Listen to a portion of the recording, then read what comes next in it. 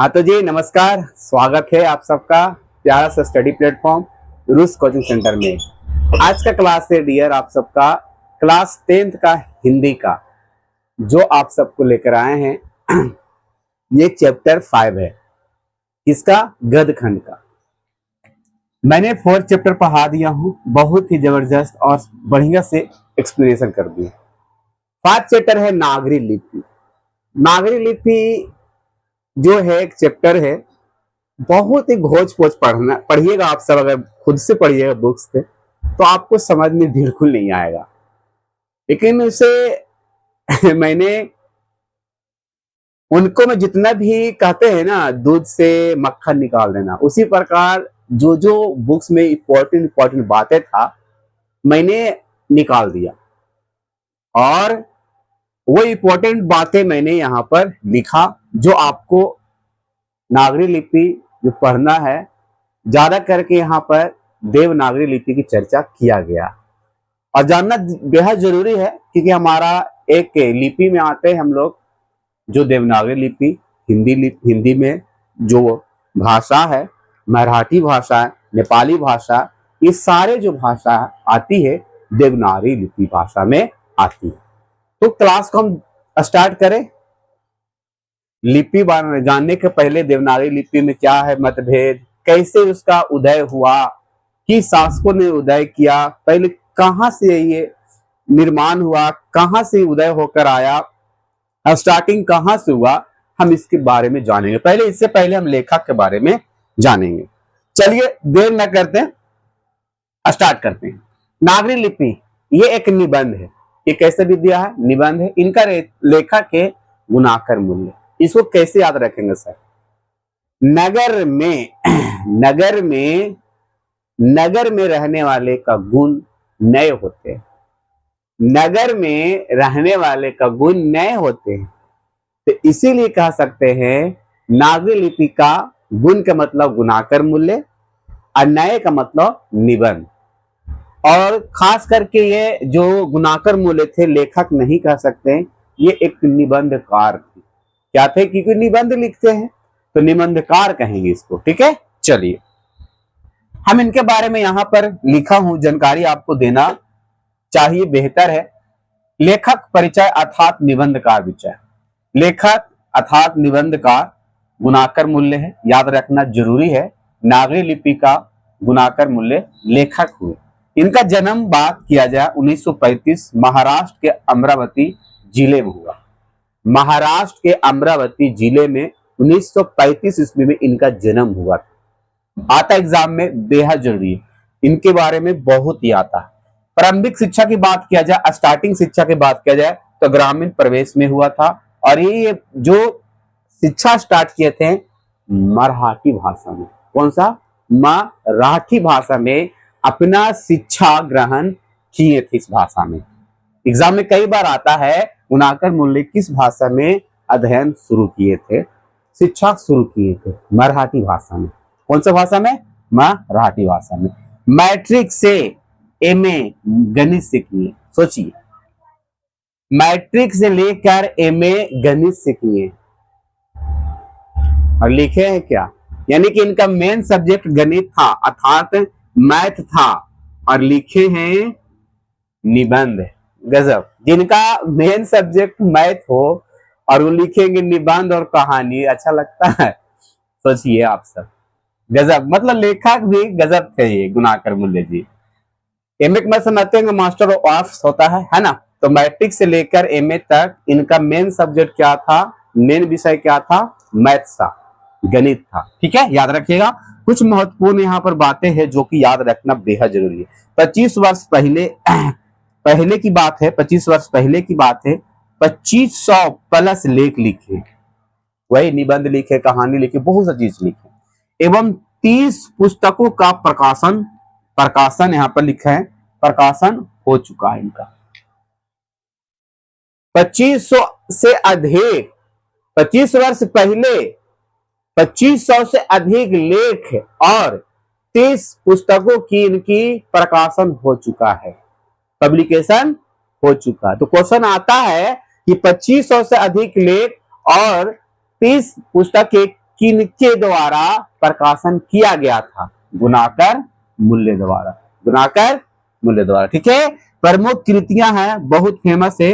अक्षर की कहानी, ये याद रखना बेहद जरूरी है। भारत इतिहास और संस्कृति, भारत और इतिहास संस्कृति किसी कृतियां हैं? गुणाकर मूल्य की। प्राचीन भारत की महान वैज्ञानिक, यह भी लिखा गया। सौर मंडल, सूर्य, नक्षत्र लोक, भारतीय लिपि, कह सकते पूरा अंतरिक्ष के बारे में हमारे गुणाकर मूल्य ही लिख दिए। ऐसा आपको लग रहा होगा, यहाँ पर पूरा अंतरिक्ष के बारे में इसने लिख दिए हैं।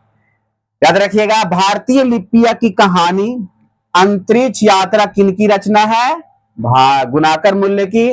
ब्रह्मांड परिचय किनकी रचना है? गुणाकर मूल्य की। भारतीय की कहानी, ये भी याद रखना, दो बार लिखा गया, भारतीय कहानी, भारत की सॉरी भारतीय की कहानी, याद रखना। अक्षर कथा, ये बहुत ज्यादा इनका फेमस रहा है।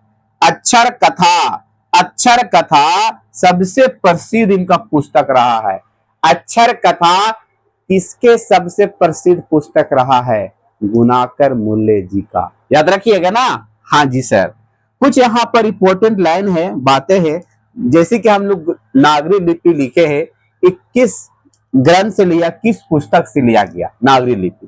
तो नागरी लिपि निबंध जो है, निबंध भारतीय लिपियों की कहानी पुस्तक से लिया गया। तो क्वेश्चन आती है, नागरी लिपि निबंध किस पुस्तक से लिया गया? एग्जाम में क्वेश्चन कई बार आया है।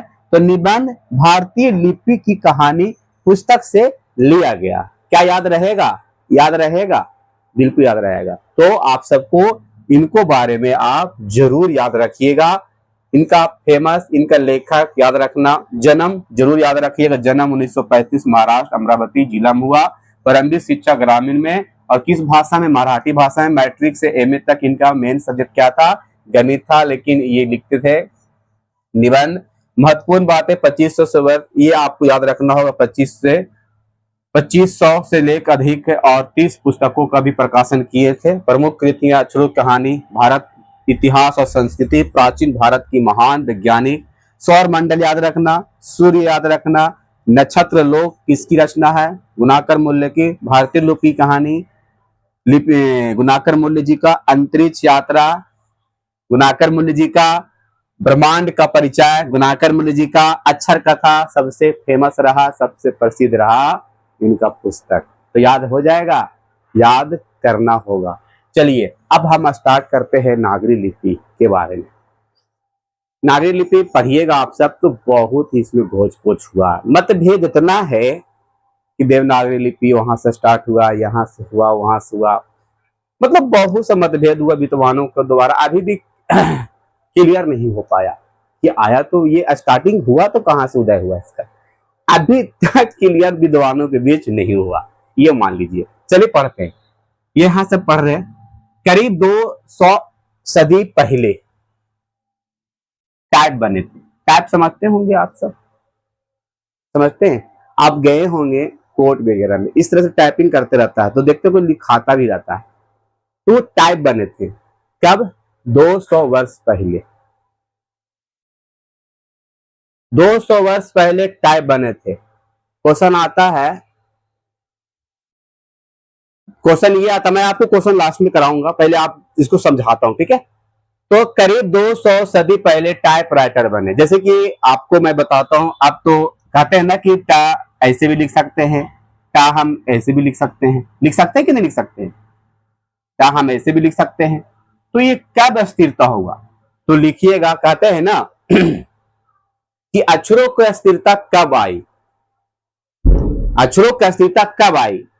लिखेंगे, लेखक गुणाकर मूल्य के अनुसार जब टाइप राइटर बने, उसके बाद किताबों की छपना शुरू हुआ, तब जाकर अक्षरों की अस्थिरता आई है ना?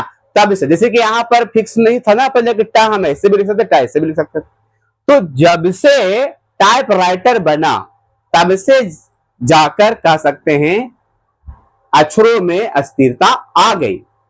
तब उसके बाद पुस्तक के छपने लगा। तो 200 वर्ष पहले टाइपराइटर बना, और आप देखे होंगे जाकर कोर्ट वगैरह में कि टाइप करने वाला इस तरह से होते रहता ना, देखते होंगे। तो ये 200 वर्ष पहले हुआ, तब जाकर अक्षरों में अस्थिरता आई। नहीं तो कह सकते थे कि टा तो हम ऐसे भी लिख सकते, टा उससे भी लिख सकते हैं। तो जब पुस्तक छपने लगा तब जाकर कह सकते हैं अक्षरों की अस्थिरता हुई है। चलिए याद रखना, हिंदी, मराठी, नेपाली, ये सारे जो है देवनागरी लिपि है। हिंदी भाषा, मराठी भाषा और नेपाली भाषा जो है देवनागरी लिपि में आती है। दिमाग में सेट कर लीजिएगा, क्वेश्चन आती है, ठीक है। बंगला, बंगला को हम लोग देवनागरी की बहन कहते हैं। क्वेश्चन आएगा, बंगला को देवनागरी क्या कहते हैं हम लोग? बहन कहते हैं, बहन, सिस्टर कहते हैं। क्या कहते हैं? सिस्टर। तमिल, मलयालम, तेलुगु, कन्नड़, ये ब्राह्मी लिपि से लिया गया। अब ब्राह्मी लिपि से ही देवनागरी लिपि की उत्पन्न हुई, उदय हुई है। तो यहीं से इनका लिपि स्टार्ट हुआ। कन्नड़, तेलुगु, मलयालम, तमिल, इन्हीं लिपि से, ब्राह्मी लिपि से ही आई। अब ब्राह्मी लिपि से ही और भी लिपि आई, नागरी लिपि आई, देवनागरी लिपि आई। तो यहीं से इनका उत्पत्ति हुई है। तो समझिए कि इसी में से उत्पन्न की गई है। प्रारंभिक लेख में, प्रारंभिक मतलब समझते होंगे स्टार्टिंग लेख में दक्षिण, यानी कि प्रारंभिक लेख कह सकते हैं देवनागरी लिपि लेख में दक्षिण भारत को हम लोग नंदी नागरी कहते हैं। दक्षिण भारत, एक होता है उत्तर भारत। उत्तर भारत में बिहार, ये बिहार आता है, पश्चिम बंगाल आता है, जितने भी बिहार की है वो आ जाता है उत्तर भारत में, ठीक है। तो उत्तर भारत ये हो गया। उत्तर भारत ऊपर साइड आता है। भारत का नक्शा देखा जाए, भारत का नक्शा में आपको देखिएगा तो ऊपर की ओर उत्तर भारत रहती है, और नीचे जाइएगा उसी का तो दक्षिण भारत होता है। तो यहाँ पर लिखा है कि प्रारंभिक लेख में दक्षिण भारत को नंदी नागरी कहते हैं। तो क्वेश्चन आता है नागरी लिपि के अनुसार दक्षिण भारत को क्या कहेंगे? नंदी नागरी, नंदी नागरी। और वही देखा जाए यहाँ पर देखा जाए उत्तर भारत में नागरी को कहते हैं हम लोग देवनागरी। तो उत्तर भारत में हम लोग नागरिक कहेंगे लिपि को देवनागरी, और उसी तरह दक्षिण भारत के नागरिक को क्या कहेंगे? लिपि को नंदी नागरी। याद रहेगा? हाँ जी सर, याद रहेगा। चलिए, कोंकण के शिलालेख में राष्ट्रकूट और विजय के शासकों का लेख नंदी नागरी से मिलता है। नंदी नागरी से मिलता है। कह सकते हैं ना डियर, इनका जो मतभेद हुआ था, बहुत विद्वानों के बीच मतभेद हुआ। कोई कहते थे गुजरात के नागर ब्राह्मण ने पहली बार लिपि को उपयोग किया, इसीलिए देवनागरी लिपि कहा गया। और कहीं कहीं विद्वानों ने यह भी कहा था कि काशी, मथुरा जो आप जानते हैं उत्तर प्रदेश पड़ता है, कि काशी के पंडितों ने उस नागर लिपि को उपयोग किया था, उस वहां लिपि को प्रयोग किया था। और वो जो है वहां पर जो जगह है देवनगरी है, इसीलिए वहां के लोग देवनागरी कहते हैं। लेकिन अभी तक क्लियर नहीं हुआ। और भी लोग हैं, एक था पाद तारिकम नामक ग्रंथ था, लेकिन नामक ग्रंथ में कहा गया था कि पटना एक नामक ग्रंथ है, पटना को वहां नगर को कहा गया था देवनागरी लिपि। लेकिन कह सकते मतभेद हुआ, अभी तक क्लियर नहीं हुआ कि कहां से इसका उदय होगा रियल में। तो ये मतभेद बहुत था, है ना। तो ये कोंकण के शिलालेख राष्ट्रकूट विजयनगर के शासकों का लेख था नंदी नागरी। 11वीं सदी के सिक्कों पर नागरी लिपि लिखा गया। 11वीं सदी को लिपि को 11वीं सदी के सिक्कों पर नागरी लिपि लिखा गया। हमारे सिक्के पर क्या लिखा गया? देवनागरी लिपि में। हमारा जो सिक्का है हम लोग का, उस सिक्के पर क्या है? देवनागरी लिपि में लिखा गया, जो सत्यमेव जयते लिखते हैं। सत्यमेव जयते लिखा होता है ना, हमारे भारत के सिक्के पर देखते होंगे सत्यमेव जयते लिखा रहता है ना। और 12वीं सदी में सिक्के पर वीर केरल मतलब केरल के जो शासक थे, वो अपने सिक्के पर लिखाए थे 12वीं सदी में वीर केलस्य। अब अकबर ने राम सीता के आकृति बनाया था अपने सिक्कों पर। अकबर ने, जो बहुत ही बड़ा शासक था और मुस्लिम होते हुए भी हिंदू से इतना मोहब्बत, इतना प्यार था धर्म से कि कुछ कह नहीं सकते। और इनका जो पत्नी तो जोधाबाई बड़ा ही अलग दिमाग की थी, सुने होंगे जोधाबाई। तो जोधाबाई इनकी पत्नी है, जोधाबाई, जोधाबाई, ठीक है। इनकी पत्नी का नाम था अकबर के, जो राम सीता की आकृति बनाई थी अपने सिक्कों पर। तो क्वेश्चन आता है कि ऐसा कौन सा शासक था जो राम सीता के सिक्कों, मतलब राम सीता के आकृति बनवाई थी अपने सिक्कों पर? अकबर ने, अकबर ने, याद रखिएगा, आएगा क्वेश्चन ये। उत्तर भारत में नागरी लिपि को क्या कहते हैं? देवनागरी, और दक्षिण भारत में कहते हैं नंदी नागरी। याद रहेगा ना? हाँ जी, याद रहेगा। 8वीं और 9वीं सदी के इसका प्रचलन पूरे देश में हुआ था। देवनागरी लिपि का, नागरी लिपि का पूरा प्रचलन हुआ था 8वीं और 9वीं सदी में, पूरा देशों में प्रचलित हो गया था। उत्पत्ति का मतभेद बहुत है विद्वानों के बीच। कोई कहते थे गुजरात के नागर ब्राह्मण ने नागरी लिपि को, मतलब लिपि को उपयोग किया था फर्स्ट बार, इसीलिए उससे देवनागरी लिपि कहा गया।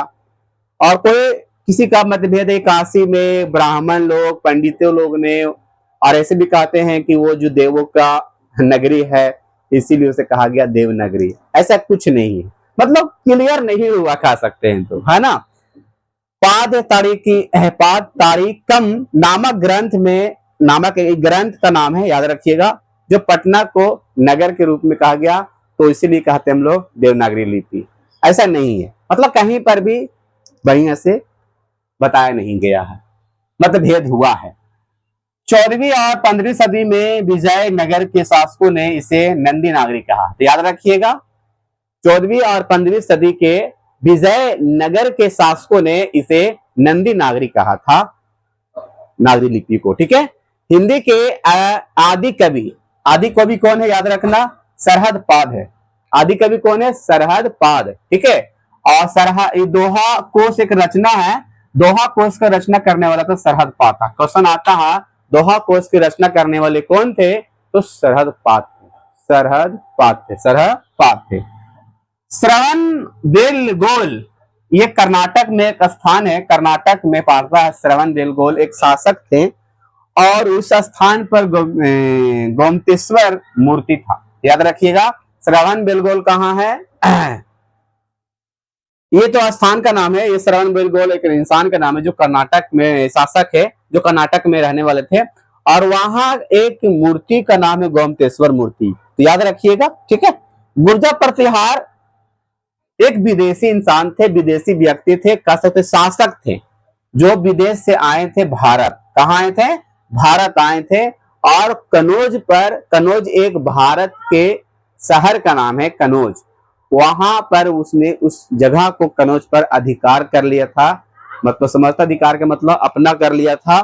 तो याद रखिएगा क्वेश्चन यह भी आता है, गुर्जर प्रतिहार कौन थे और भारत क्यों आए थे? तो गुर्जर प्रतिहार एक शासक थे जो विदेश से बाहर आए थे, ठीक है, और भारत के एक शहर कनौज पर अधिकार करने के लिए आए थे। ये आपके एग्जाम में क्वेश्चन कई बार आया इस पर। इस्लामी शासकों ने भी सिक्कों पर नागरी लिपि का उपयोग किया। इस्लामी जो मुस्लिम लोग होते हैं उन लोग ने भी नागरी लिपि का उपयोग किया, तो याद रखिएगा ना, बिल्कुल याद रखिएगा। चलिए आप लोग का ये पूरा एक बार और शॉर्ट कर देते हैं, इनका लेखक याद रखना है, ठीक है, जरूर से जरूर। तो आपको ऑब्जेक्टिव की बात किया जाए तो याद रखना होगा करीब 200 सदी पहले किस चीज का टाइपराइटर बना, तो याद रखना टाइपराइटर बना तो 200 सदी पहले। हिंदी भाषा, मराठी भाषा, नेपाली भाषा जो आती है देवनागरी लिपि भाषा में आती है, देवनागरी लिपि में आती है। बांग्ला देवनागरी की बहन है। तमिल, मलयालम, तेलुगु, कन्नड़ जो ब्राह्मी लिपि है। प्रारंभिक खेल लेख के मतलब हुआ स्टार्टिंग लेख। दक्षिण भारत में जो लिपियां होती है उसे हम नंदी नागरी लिपियां कहते हैं। कोंकण के शिलालेख में राष्ट्रकूट और विजयनगर के शासकों का लेख नंदी नागरी कहते हैं। 11वीं सदी के सिक्कों पर नागरी लिपि लिखा गया है और 12वीं सदी में सिक्कों पर वीर केरल से लिखा गया, ठीक है। और अकबर ने राम सीता का आकृति बनाया था अपने सिक्कों पर, याद रखिएगा। उत्तर भारत में नागरी लिपि को हम लोग देवनागरी लिपि कहते हैं। 8वीं और 9वीं सदी इसका प्रचलन पूरे देश में हुआ था। और ये कथन उत्पत्ति के मैंने बताया था आप सबको, गुजरात के नागर ब्राह्मण ने इसे मतलब इस लिपि को उपयोग किया था, इसलिए देवनागरी लिपि कहा गया। लेकिन किसी का मतभेद है कि काशी में जो ब्राह्मण लोग थे, पंडित लोग थे, और वैसे भी वो जो नगर है देवों का नगरी है, इसलिए देवनागरी लिपि कहा गया। बहुत मतभेद हुआ, जो अभी तक का पता नहीं चला कहाँ से आया है देवनागरी लिपि, है ना। चलिए, ये पाद तारिकम नामक ग्रंथ से पटना को नगर को भी कह सकते, यहाँ से भी लोग कहने लगा कि यहाँ से आया, इसलिए इसे देवनागरी लिपि कहा गया है। 14वीं और 15वीं शताब्दी के विजयनगर के शासकों ने इसे नंदी नागरी कहा है। हिंदी के आदि कवि कौन थे? सरहदपाद थे। और दोहा कोश किसकी रचना? सरहदपाद की रचना है। सरहन बेलगोल कर्नाटक, गोमतेश्वर मूर्ति वहां पर है, गोमतेश्वर मूर्ति याद रखना कहाँ है? कर्नाटक में। गुर्जर प्रतिहार कौन थे? एक विदेशी आदमी थे जो भारत पर आए, भारत में आए थे, कनौज पर अधिकार किए। इस्लामी शासकों ने भी सिक्कों पर नागरी लिपि का उपयोग किया। अगर आप सबके इसका क्वेश्चन भी है, मैं क्वेश्चन से और भी कहाँ क्वेश्चन मिलेगा मैं आपको बता देता हूँ। इसका क्वेश्चन इसी वीडियो को डिस्क्रिप्शन में डाल रखा हूँ, तो आप लोग जरूर इसका क्वेश्चन से देख लीजिए। और इसका दो ही क्वेश्चन ज्यादा इंपॉर्टेंट होता है। पहला क्वेश्चन है कि अक्षरों की स्थिरता कब आई, ये क्वेश्चन बहुत ज्यादा आता है। और देवनागरी लिपि में कौन कौन भाषाएं बोली जाती है, तो बस यही तो आपको लिखना है, हिंदी, मराठी, नेपाली। गुजराती ले सकते हैं, गुजराती थोड़ा कम है लेकिन ले सकते हैं, लेकिन उसे हटा भी सकते हैं, ले भी सकते हैं, ठीक है। और ये क्वेश्चन आता है गुर्जर प्रतिहार कौन थे, अब भारत क्यों आए थे, ये भी क्वेश्चन आया है। तो 2 से 3 क्वेश्चन आया जो आपको हम इस वीडियो के डिस्क्रिप्शन में डाल दिया हूं, तो आप जाके जरूर देख लीजिए, ठीक है। Love you, bye. और इसको पूरा पढ़ लीजिएगा एक बार। यहाँ से ऑब्जेक्टिव कम से कम 5 से 6 ऑब्जेक्टिव आता है डियर, तो आप जरूर इसे नोट कर लीजिएगा, स्क्रीनशॉट कर लीजिए, या तो आप जरूर लिख लीजिए, ठीक है। ये पूरा है तो ये भोजपुर चैप्टर, लेकिन आपको मैंने समझा दिया बढ़िया से। लव यू, बाय बाय, फिर मिलते हैं नेक्स्ट क्लास में। जब तक अपना ख्याल रखिए और दिवाली मनाते रहिए, और अपने आप से सुरक्षित और दूसरे को सुरक्षित देखते हुए पढ़ाकर दूसरे पर मत फेंकिए कि उसका भी नुकसान हो जाए और दिवाली अपने आप को खराब कर ले। लव यू, बाय बाय, फिर मिलते हैं नेक्स्ट क्लास में।